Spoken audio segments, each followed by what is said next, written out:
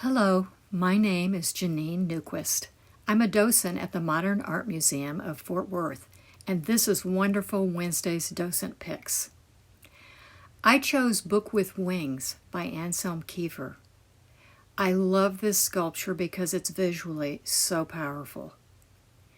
In the only elliptical gallery in the museum stands a lectern with a large open book sprouting wings.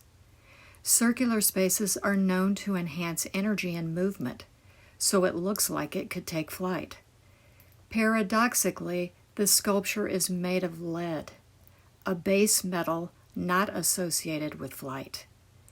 Many interpretations may be given to the winged book: flight of the imagination, the book of knowledge, but we learn more about the artist, Anselm Kiefer, who was born in Germany in 1945.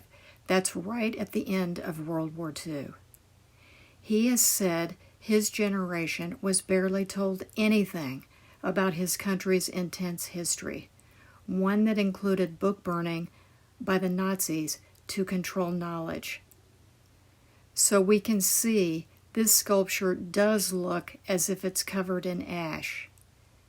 And yet there's a hopeful element to the piece: the large wings.